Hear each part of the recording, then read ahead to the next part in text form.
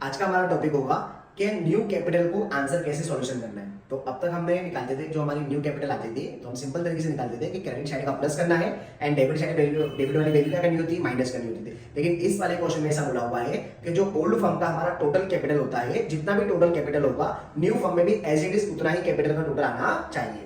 बात में क्या बोला कि ओल्ड जो हमारी बैलेंस शीट होती है उसमें जो तीनों पार्टनर का टोटल जो होता है कैपिटल का, जो टोटल निकलेगा एग्जैक्ट सेम टोटल किसमें आना चाहिए, न्यू कैपिटल का टोटल भी आना ही चाहिए। तो हमें पता चल गया भाई जितना ओल्ड में है उतना ही किसका होगा, न्यू कैपिटल का भी होगा। अब न्यू कैपिटल का टोटल जब मिल जाएगा तो उसको कौन से रेशियो में डिवाइड करना है, फिर अदर कैसे एंट्री होगी, वो हम इस क्वेश्चन में अच्छे से समझेंगे।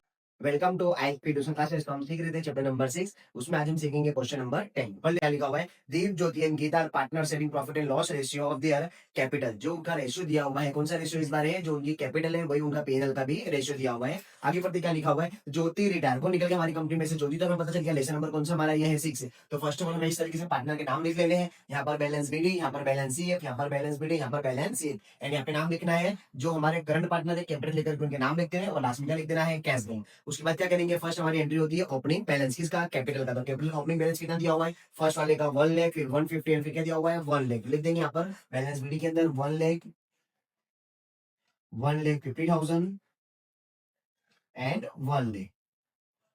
ये होगी फर्स्ट एंट्री। सेकंड कौन सी लिखनी होती है, कैश बैंक की। तो चेक करेंगे हमारे पास कैश बैलेंस कितना दिया हुआ है, तो 22,000। क्या लिख देंगे 22,000 कैश के अंदर। अब फर्स्ट क्वेश्चन पढ़ेंगे क्या लिखा हुआ है, new profit and loss ratio of Deep and Geeta is to be keeped 1:1। तो न्यू रेशियो कितना दिया हमारा 1:1। जब भी हमें न्यू रेशियो मिल जाता है तो कंपल्सरी क्या निकालना है, हमें गेन को सॉल्यूशन करना पड़ेगा। पर गेन का फॉर्मूला क्या है, तो चलो पहले गेन का फॉर्मूला समझते क्या लिखा हुआ है। तो गेन का फॉर्मूला होता है gain is equal to new share minus old share. तो देखो न्यू शेयर का हमें दिया हुआ है दीप और गीता का, तो यहाँ पहले सॉल्यूशन कर लेते हैं दीप एंड गीता। तो न्यू गीता है दोनों का 1:1, तो 1/2 एंड 1/2 माइनस माइनस। लेकिन ओल्ड रेशियो हमें दिया हुआ नहीं, लेकिन क्वेश्चन में बोला गया था कि जो उनकी कैपिटल है बैलेंस शीट की वही उनका क्या है, रेशियो भी है। तो देखो फर्स्ट वाले की कितनी है 1 लाख, 150 एंड 1 लाख। तो इसमें कॉमन क्या दिखाई दे रहा है, सबके अंदर 440 है। तो सबके 40 कैंसिल करेंगे तो रेशियो कितना आएगा 10:15 एंड 10। ये तीनों कौन से टेबल में आते हैं, 5 के टेबल से। तो कट जाएगा 5 2 जा, 5 3 जा एंड 5 2 जा। तो रेशियो क्या आया 2:3:2। तो सॉल्व करेंगे यहाँ पर ओल्ड रेशियो, तो 2 टोटल कितना 3 + 2 5, 5 + 2 7। तो 2 डिवाइड बाई 7 एंड गीता का भी कितना निकलेगा 2 डिवाइड बाई 7। सॉल्व कर लेंगे 7 1 जा 7 माइनस 2 2 जा 4 डिवाइड बाई 7 2 जा 14, 7 1 जा 7, 2 2 जा 4 डिवाइड बाई 14।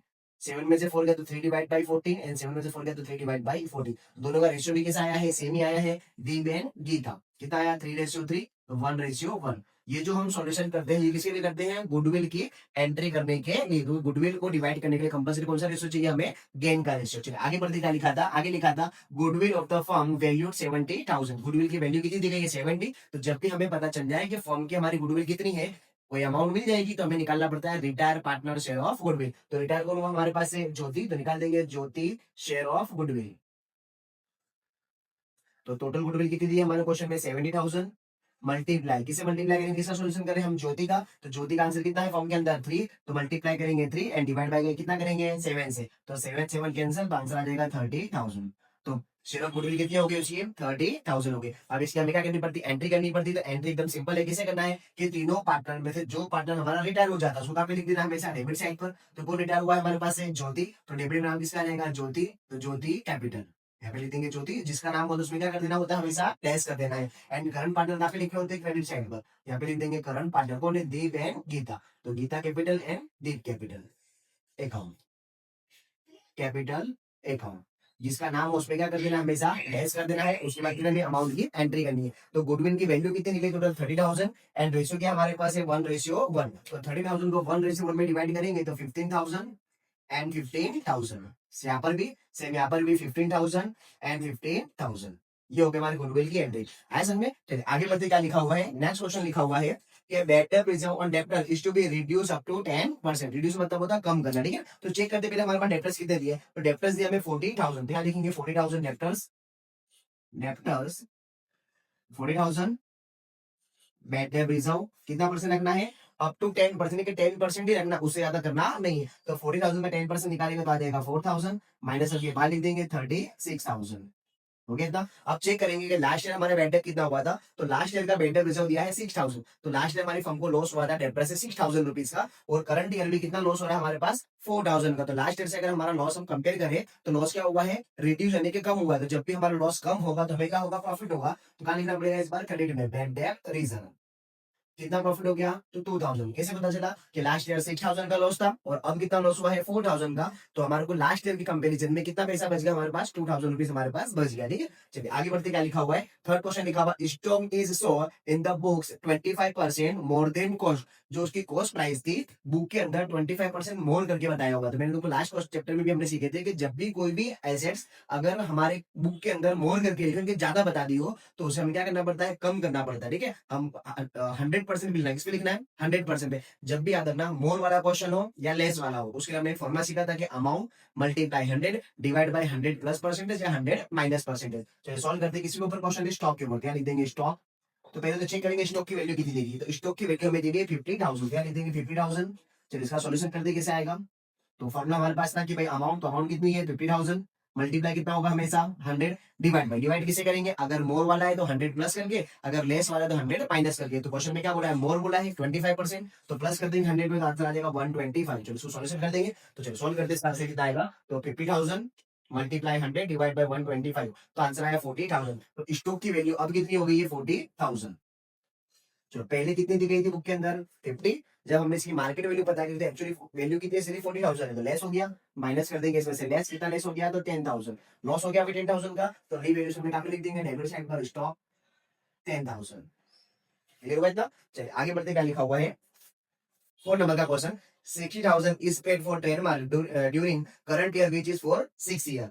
जो हमने ट्रेडमार्क लिया था वो कितने ईयर के लिए लिया गया था, 6 ईयर के लिए हमने यूज करने लिया था। अब हमारा 1 ईयर क्या हो गया, कंप्लीट हो गया। तो 1 ईयर की वैल्यू क्या हो जाएगी, उसमें से कम हो जाएगी। इसे कहते हैं लीज पे लेना, किस पे लेना, लीज पड़ेगी। क्या लिया हमने, ट्रेडमार्क। तो चेक करेंगे ट्रेडमार्क कितना दिया हुआ है हमारे को। तो ट्रेडमार्क की वैल्यू देखिए 60000 कितनी दी गई है, 60 लिख देंगे ट्रेडमार्क 60000 कितने ईयर के लिए टोटल, वो 6 ईयर के लिए। जितने भी ईयर के लिए हमने लीज पर लिया उसे क्या कर दो, उसको डिवाइड कर दो। तो उसको 6 से डिवाइड करेंगे तो आंसर कितना आ जाएगा 10000। ये कर देंगे माइनस, लेस बाहर कितना आ जाएगा 50000, है ना। 1 ईयर हमने ट्रेडमार्क का यूज कर लिया तो 1 ईयर की वैल्यू क्या हो जाएगी, उसकी कम हो जाएगी। तो लॉस हो गया तो हम लिख देंगे डेबिट साइड में, कितने का लॉस हुआ है, तो 10000 का। किसमें लॉस हुआ है, तो ट्रेडमार्क में, तो लिख देंगे यहाँ पर ट्रेडमार्क।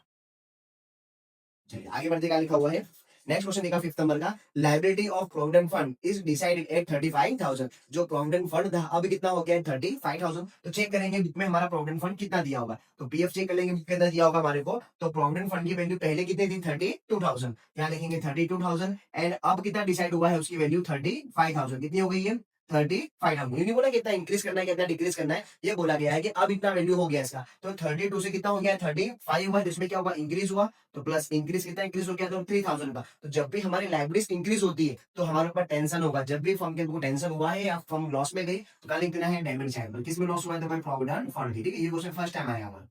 क्लियर हुआ। जब भी हमारे फर्म को क्या होगा, लाइबिलिटीज इंक्रीज होगी तो फर्म किस में जाएगी, लॉस में, उनके सामने ज्यादा पेमेंट देना पड़ेगा इसके लिए। ठीक है, चलिए आगे बढ़ते हैं। मोस्ट टाइम क्वेश्चन ये 6 नंबर का एडजस्टमेंट का लिखा, देखो पढ़ेंगे ध्यान से। Total capital of the new firm. तो टोटल कैपिटल न्यू फर्म की कौन सी होती है, ये वाली। ठीक है, इसकी बात हो रही है, इन दोनों का टोटल करके जो बाहर आएगा इसे कहते हैं न्यू फर्म की टोटल। फिर आगे क्या लिखा हुआ है, is to be keeped as the total capital of the old firm. तो ओल्ड फर्म की जो टोटल कैपिटल है, तो ओल्ड फर्म की टोटल कैपिटल कितनी दी गई है, इन तीनों को प्लस करने पे जो आंसर आएगा उसे कहते हैं टोटल कैपिटल। कितनी दी गई है 350 है ना। तो वहां पे क्या बोल रहा है कि इज कीप्ड, जितना उसमें था उतना ही रखना है। तो ओल्ड में कितना है टोटल 350, तो न्यू में भी कितना आएगा 350 आ गया total.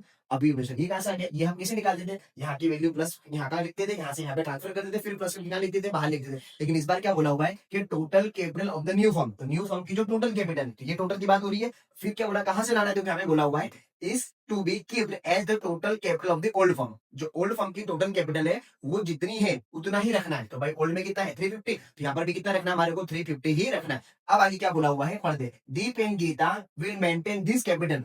Deep and Geeta will maintain this, यानी कि ये वाली capital will maintain this capital in their new profit and loss ratio. तो ये जो कैपिटल है कौन से रेशियो में रखना है, न्यू पेनल के रेशियो में। तो न्यू पेनल का रेशियो कैसा था, हमारे दोनों का इक्वल था। तो 350 को डिवाइड कर देंगे इक्वल रेशियो, तो 350 डिवाइड बाई 2, तो आंसर कितना 175000। तो दीप की न्यू कैपिटल कितनी है 1,75,000, 1,75,000। अब ये वाली कैपिटल हम कहां से देख के लिखते थे? तो ये वाली कैपिटल हम यहाँ पे पहले लिखते थे, फिर यहाँ से यहाँ पर ट्रांसफर करते थे। अब रिवर्स करेंगे, क्या करेंगे उसको रिवर्स। ये आंसर यहाँ से आता था ना, ले आओ। दीप का कितना निकला? 175,000 एंड कितने का कितना निकला? 175,000। आगे बैलेंस ये, लेकिन अभी तक हमने टोटल किया हुआ नहीं। तो अब जब हम इसका अकाउंट का टोटल करेंगे तो डिफरेंट तो आएगा। मे बी पॉसिबल कि यहाँ का टोटल ज्यादा आ जाए या यहाँ का टोटल ज्यादा आ जाए। जब माइनस करेंगे तो उसके सामने कुछ तो हमें लिखना पड़ेगा। तो दो ही लिख सकते हैं, या तो कैश या तो क्या लिखना पड़ता है? Current account. देखते आगे क्या बोला है, क्या लिखना है हमें। आगे लिखा हुआ है for this purpose the different is to be transfer their current account. अब जो भी हमारा डिफरेंट निकलेगा कहां पे ट्रांसफर करना है? करंट अकाउंट में। क्वेश्चन कंप्लीट हुआ है। जैसे क्वेश्चन कंप्लीट हो तो क्या करना है? बैलेंस शीट से बनाना स्टार्ट करो। सबसे पहले क्या लिखा हुआ है? कैपिटल लिखते हैं हमने, जनरल रिजर्व डिवाइड करेंगे ओल्ड रेशियो में, या लिख देंगे पहले तो जनरल रिजर्व, इसमें डिवाइड होगा ओल्ड रेशियो में। तो ओल्ड रेशियो को लिखा हमने 232, तो टोटल दिया हुआ है 28,000 डिवाइड बाय 7 मल्टीप्लाई 2 करके इक्वल करेंगे तो 8,000। लास्ट वाले का भी कितना आएगा? 8,000, क्योंकि दोनों का रेशियो के साथ सेम है। एंड 3 करके इक्वल करेंगे तो इसका आ जाएगा 12,000। ऐसे में फर्स्ट वाला आगे बढ़ते दिखा हुआ। उसके बाद क्रेडिटर्स, तो जैसे दिए सेम लिख देंगे क्रेडिटर्स। क्रेडिटर्स उसके अमाउंट में दी गई है 60,000। चलिए भी कंप्लीट हो गया। एसेट्स में देंगे सबसे पहले गुडविल, यहाँ पर आ जाएगी डेबिट साइड पर, यहाँ लिख देंगे गुडविल। चलिए गुडविल की टोटल वैल्यू कितनी देगी है? 14,000। तो डिवाइड करेंगे 7 से, 14,000 डिवाइड बाय 7 मल्टीप्लाई 2 करके इक्वल, तो इसका 4,000 एंड लास्ट वाले का भी कितना आएगा? 4, क्योंकि दोनों का रेशियो कैसा है? सेम। एंड 3 करके इक्वल, तो इसका आ जाएगा 6,000। आया तुमने? चलिए आगे बिल्डिंग लिखा हुआ है लैंड बिल्डिंग। अभी तक हमने कहीं पे लैंड बिल्डिंग की वैल्यू नहीं लिखी, तो लिख देंगे यहाँ पर लैंड बिल्डिंग। लैंड बिल्डिंग, तो लैंड बिल्डिंग की वैल्यू चेक करेंगे कितनी देखिए, तो लैंड बिल्डिंग की वैल्यू देखिए 2,90,000। 290,000 आगे बढ़ते लिखा होगा। उसके बाद ट्रेड बार कमर हो गया, स्टॉक हो गया, डेप्टर्स हो गया, कैश बैंक का आएगा सबसे लास्ट में। वन बाय वन क्या करेंगे? अकाउंट को क्लोज करेंगे। जैसे अकाउंट को क्लोज करते हैं, 10 + 10 20 + 3 23,000। सेम यहाँ पर भी 23,000 माइनस करेंगे तो 21,000। ये क्या हो गया हमारे लिए? लॉस। यहाँ लिख देंगे लॉस, ब्रैकेट में क्या आ जाएगा? कैपिटल। चलिए नाम लिख देंगे दीप, ज्योति है, गीता। क्या रेशियो है? Old ratio 21,000 divide by 7 multiply 2 करके इक्वल, तो फर्स्ट वाले का आया 6,000, लास्ट का भी कितना आएगा? 6,000 एंड 3 करके इक्वल करेंगे तो 9,000 हो गया। इसमें का पर क्रेडिट, इसमें क्या चले जाएगा? Debit, revaluation loss. चलिए इसका आया 6,000, 9,000 एंड 6,000। अब जो पार्टनर रिटायर हुआ है उसको कैसे पेमेंट करना है इसके बारे में कोई इन्फॉर्मेशन दी होगी नहीं। तो जब भी रिटायर पार्टनर की इन्फॉर्मेशन का हो तो हमें क्या चेक करना पड़ेगा कि अगर हमारे पास ना कैश अवेलेबल हो तो कैश से पेमेंट कर दो, नहीं है रिटायर देनी उसकी लॉन। तो चलिए अकाउंट क्लोज करते हैं। तो 150 प्लस 15,000 प्लस 15,000 प्लस 12,000, टोटल आया 192,000। तो लिख देंगे दोनों साइड पर 192, सिर्फ यहाँ पर भी 192 एंड ऊपर की वैल्यू क्या कर देनी है? माइनस। चलिए माइनस करते ऊपर की वैल्यू, तो माइनस 6,000 एंड माइनस 9,000। तो माइनस करने पे आप 177 लिख देंगे 1,77,000। सामने का लिखेंगे तो देखो कितना पेमेंट करना है, कैश कितना अवेलेबल है? सिर्फ 20,000 नहीं पेमेंट कर सकते, यहाँ लिख देंगे लोन। और लोन की सेकंड कहाँ पर आएगी? लाइब्रेरीज में किसकी लोन निकली है? ज्योति की, तो ज्योतिष लोन 1,77,000।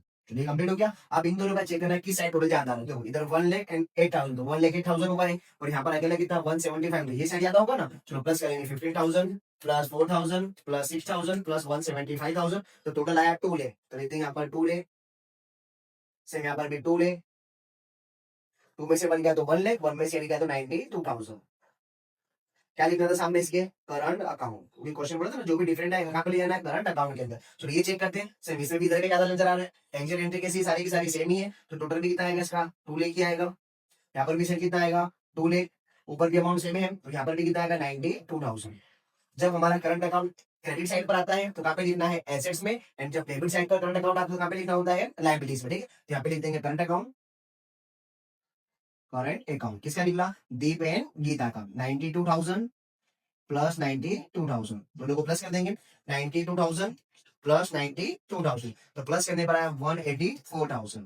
अब किसको क्लोज कर देंगे? कैश को। कैश में तो कोई एंट्री नहीं है, 22,000। सेम यहाँ पर भी 22,000 एंड ऊपर भी 22,000। क्लोज कर देंगे 22,000। दोनों साइड टोटल कैसा आएगा? सेम आएगा, तो 350, 35,000, 60,000 एंड 177,000। यहाँ पर आया 6,22,000। सेम एसेट्स का भी कितना आएगा? 6,22,000 ही आएगा। चलिए चेक कर लेते हैं। 50,000, 290 प्लस 40 प्लस 36,000, 184,000 एंड 22,000, तो 6,20,000। तो दोनों साइड टोटल कैसा आया है? सेम आया।